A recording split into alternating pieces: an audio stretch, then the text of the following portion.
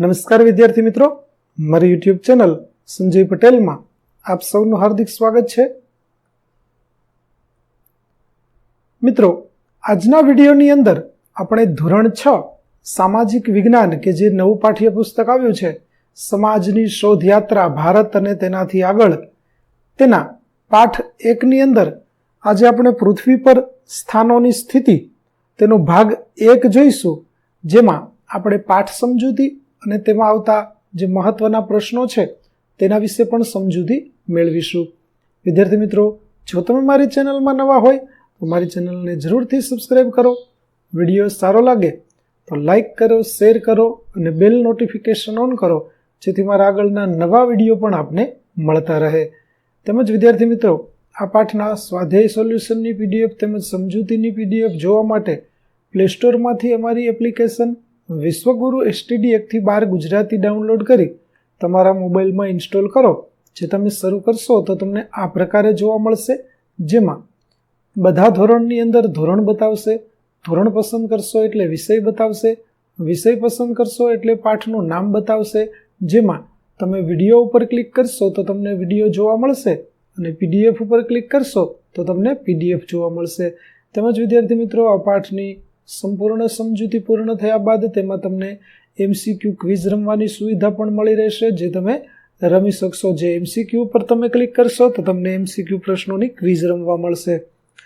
તો જરૂરથી ડાઉનલોડ કરજો. તો ચાલો મિત્રો, હવે આપણે શરૂ કરીએ પાઠ 1 ભાગ 1. પૃથ્વી પર સ્થાનોની સ્થિતિ.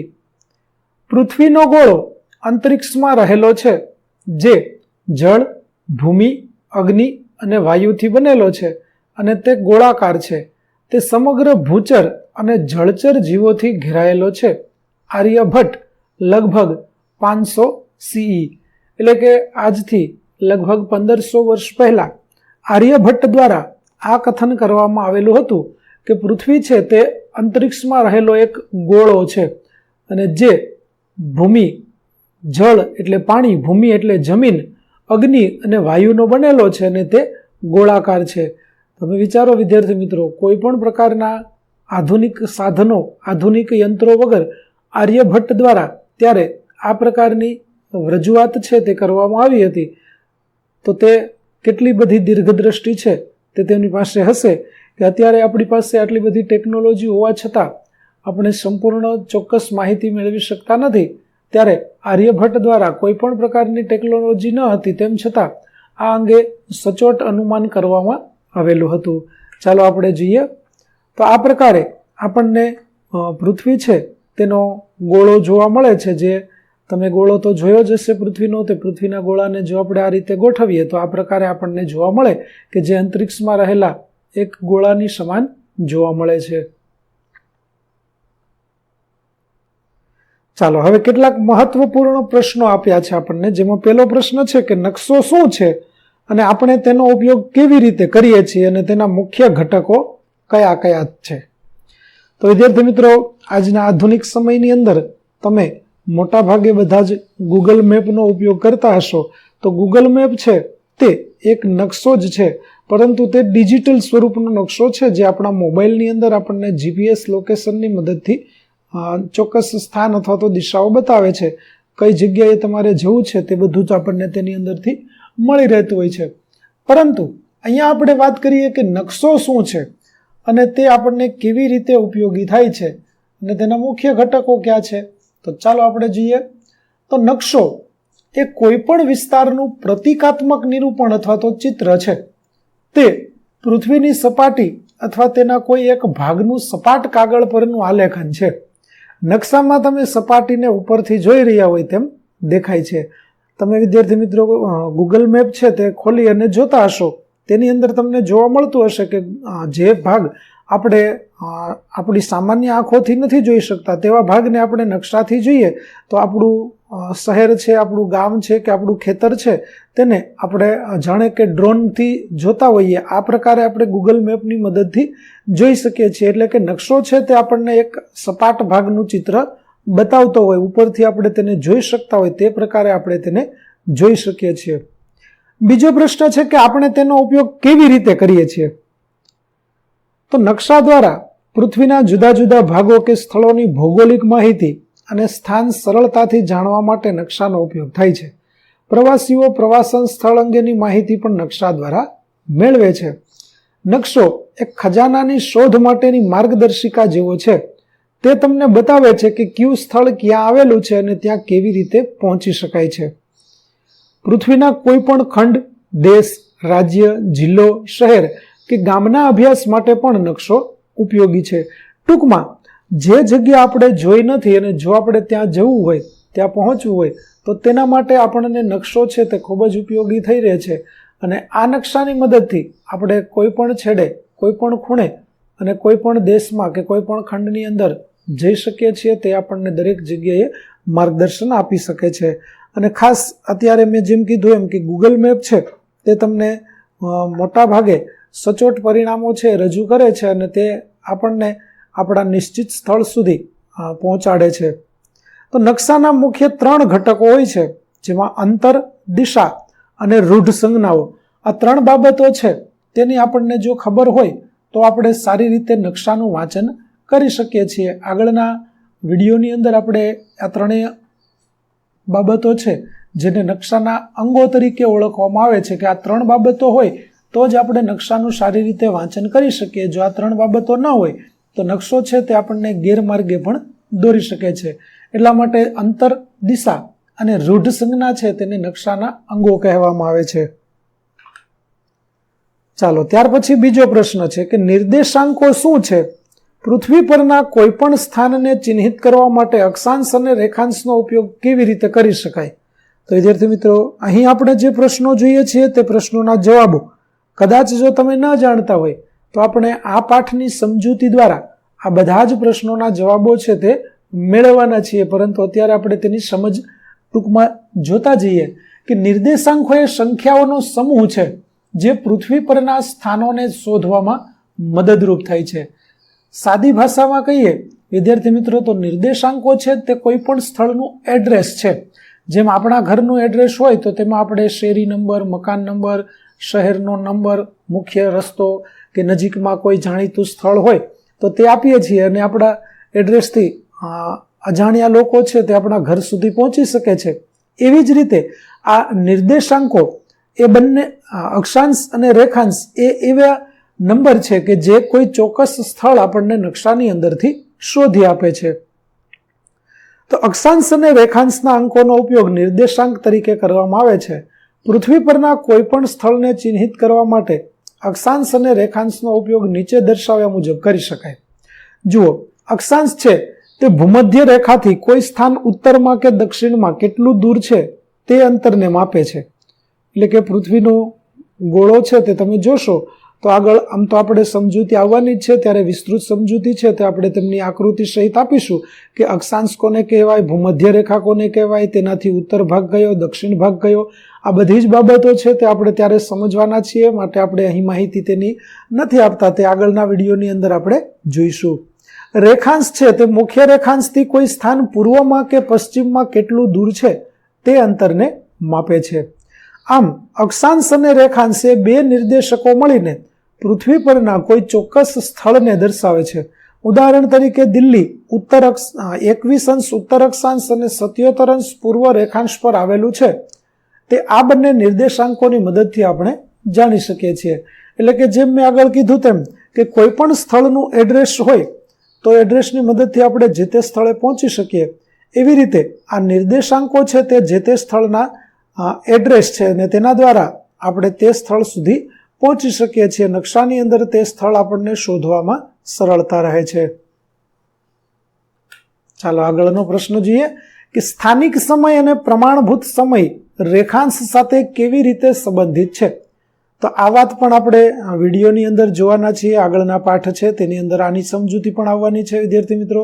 તો તે આગળ આપણે ત્યારે વિશેષ સમજૂતી મેળવીશું. અત્યારે આપણે માત્ર તેનો જવાબ જોઈએ કે તે કેવી રીતે એકબીજા સાથે સંબંધિત છે. તો પૃથ્વીને રેખાંશની રેખાઓના આધારે સમય ક્ષેત્રમાં વહેંચવામાં આવેલ છે. કોઈ પણ સ્થળનો સ્થાનિક સમય તે ચોક્કસ સ્થળ પર સૂર્યની સ્થિતિ ઉપર આધારિત છે.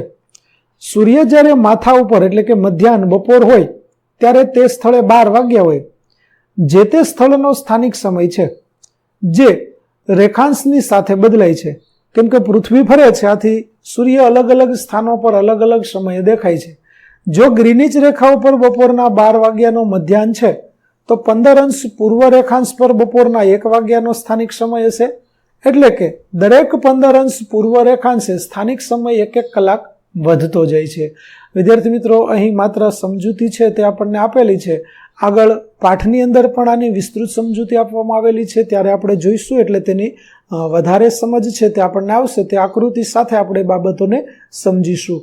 જ્યારે પ્રમાણ સમય એ કોઈ પણ દેશનો સમાન સમય છે જેનો ઉપયોગ અમુક વિસ્તાર, દેશ કે પ્રદેશમાં પ્રવૃત્તિઓના સંકલન માટે કરવામાં આવે છે. પરંતુ મોટા દેશોને એક કરતાં વધુ સમય ક્ષેત્ર હોઈ શકે છે. દરેક સમય ક્ષેત્રનો એક નિશ્ચિત પ્રમાણ સમય હોય છે જે સામાન્ય રીતે જે તે ક્ષેત્રના સ્થાનિક સમય સાથે જોડાય તે રીતે ગોઠવેલો હોય છે. તો વિદ્યાર્થી મિત્રો, આ બંને બાબતો એટલે કે સ્થાનિક સમય અને પ્રમાણ સમય તેની પણ આપણે આકૃતિ દ્વારા સમજ મેળવવાના છીએ. એટલે આગળના વિડીયોની અંદર આપણને આ બાબતો છે તે સારી રીતે સમજાવીશું. ચાલો હવે આપણે આગળ વધીએ. હવે કલ્પના કરો કે તમે પ્રથમ વખત કોઈ શહેરની મુલાકાત લઈ રહ્યા છો.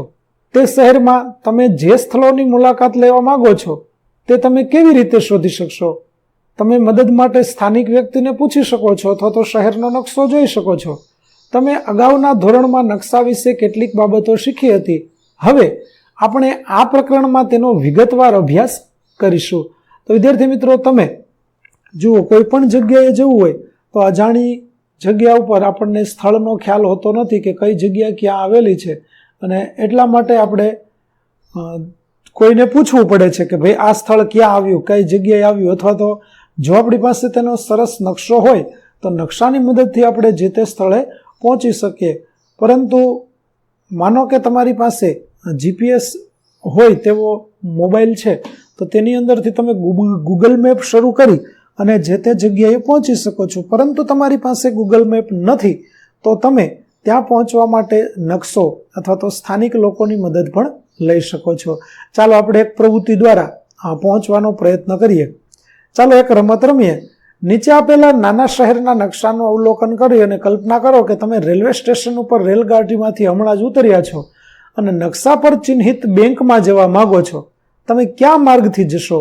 શું અન્ય કોઈ સંભવિત માર્ગો છે? શું તમે આ જ નકશામાં શહેર, જાહેર ઉદ્યાન, શાળા અને સંગ્રહાલય પણ શોધી શકો છો? જો તમારે બેંકથી બજારમાં જવું હોય તો તમે કયો માર્ગ પસંદ કરશો? આવા સંજોગોમાં જ નકશો આપણને ઉપયોગમાં આવે છે. તો ચાલો અહીં આપેલા જે પ્રશ્નો છે તે પ્રશ્નોની આપણે આકૃતિ સાથે સમજ મેળવીએ કે ભાઈ ક્યાં પહોંચવું હોય તો કેવી રીતે આપણે જઈ શકીએ. તો જુઓ, દરેક જગ્યાએ આપણને નકશો છે તે અહીં આપવામાં આવેલો છે અને તેના માટે જે પ્રશ્નો હતા તે પ્રશ્નોની પણ આપણે યાદી જોતા જઈએ અને પ્રશ્નોના જવાબો કે ભાઈ ક્યાં જવું હોય તો કેવી રીતે આપણે પહોંચી શકીશું. ચાલો હવે આપણે જોઈએ. પહેલો પ્રશ્ન હતો કે ભાઈ રેલવે સ્ટેશનથી તમે ઉતર્યા છો અને તમારે બેંક સુધી જવું છે. તો પેલો આપણે અહીંયા જોઈએ તો રેલવે સ્ટેશન છે તે આપણને અહીં આપવામાં આવેલું છે કે આ રેલવે સ્ટેશન છે અને અહીંયાથી આપણે બેંક સુધી જવું છે. તો બેંક સુધી જવા માટે જુઓ, આ સીધો રસ્તો છે તે આપણને બેંક સુધી લઈ જશે. જુઓ, તમે આ પ્રકારે રસ્તા ઉપરથી પસાર થશો તો બેંક સુધી પહોંચી જશો.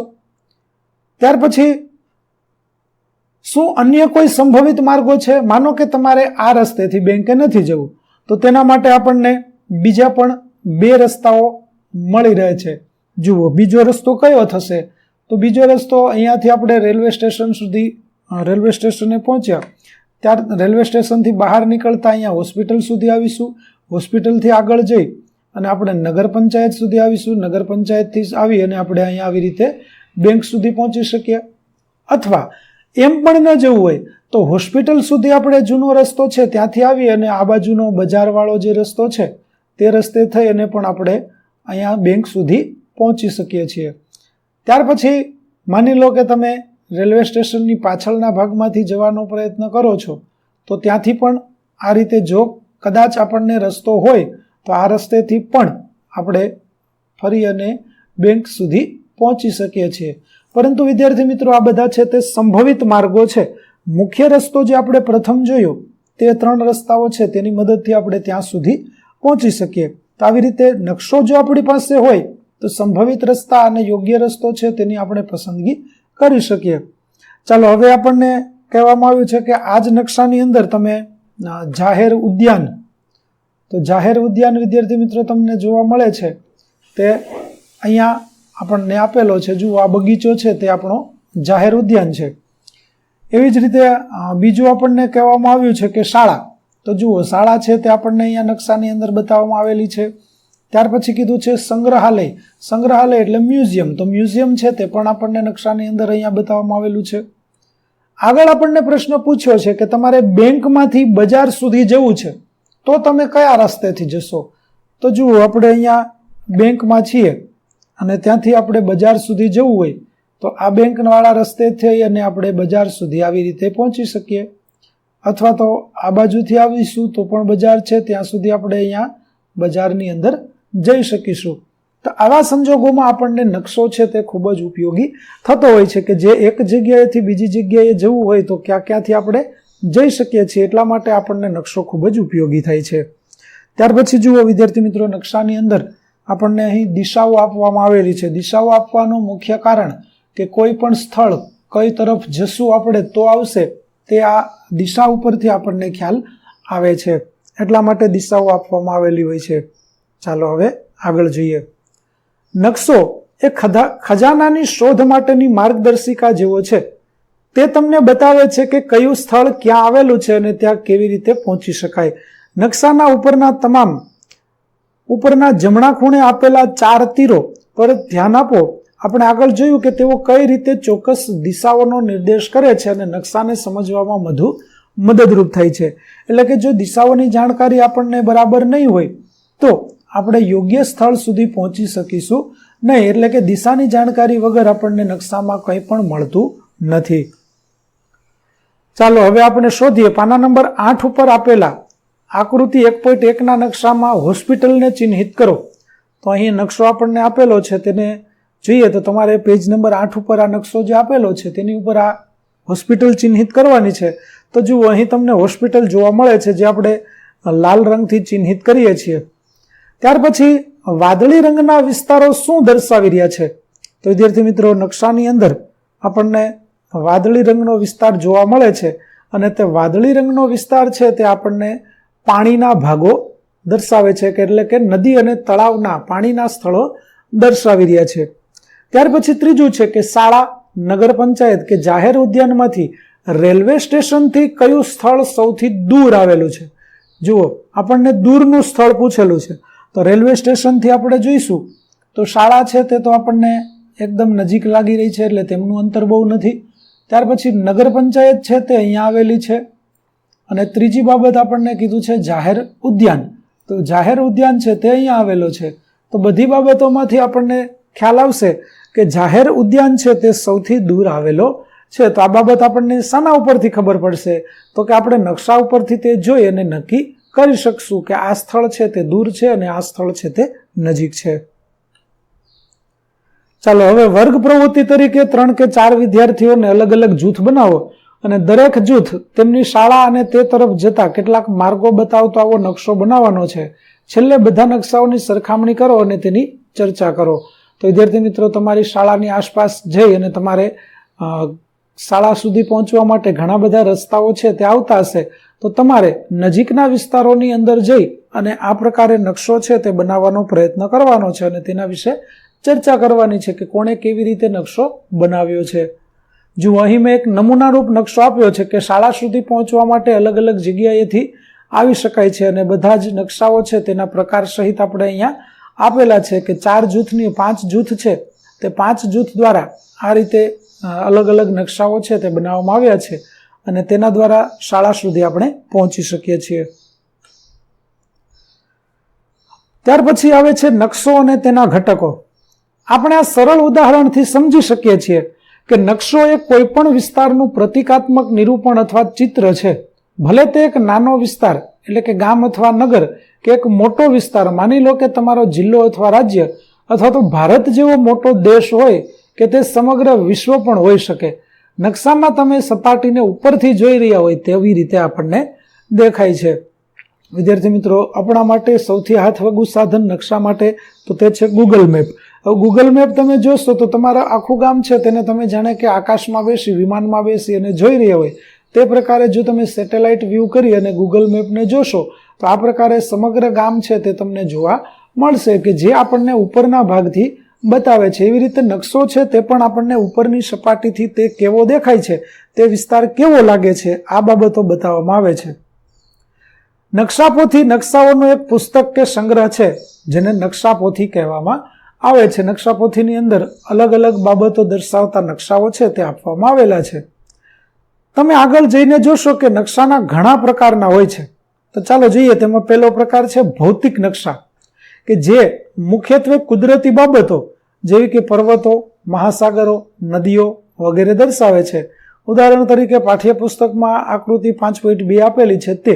તો ભૌતિક નકશા કેવા હોય તો ચાલો અહીંયા જોઈએ. જો આપણને એક ભૌતિક નકશાનું ઉદાહરણ આપેલું છે તેની અંદર આપણને જુઓ ભૌતિક બાબતો એટલે કે પર્વતો આપેલા છે, નદીઓ આપેલી છે, રણ પ્રદેશો આપેલા છે, દરિયો આપેલો છે, અલગ અલગ જગ્યાએ ઉચ્ચ પ્રદેશો કેવા હોય, પર્વત શિખરો ક્યાં હોય, આ બધી જ બાબતો છે તે આપણને નકશાની અંદર જોવા મળે છે. તો નકશો તમે જોઈ શકો છો જેમાં થરનું રણ છે, દક્ષિણનો ઉચ્ચ પ્રદેશ દેખાય છે, ગંગા બ્રહ્મપુત્રનું મેદાન છે, હિમાલયની પર્વતમાળા પણ દેખાય છે, છોટા નાગપુરનો ઉચ્ચ પ્રદેશ દેખાય છે, નર્મદા અને તાપી જેવી નદીઓ પણ દેખાય છે, બંગાળની ખાડી જોઈ શકીએ, હિન્દ મહાસાગર, અરબી સમુદ્ર. આવી ભૌતિક બાબતો જે નકશો આપણને બતાવતો હોય આવા નકશાને આપણે કહીશું ભૌતિક નકશા. ચાલો ત્યાર પછી હવે આપણે નકશાનો બીજો પ્રકાર જોઈએ, તે છે રાજકીય નકશા.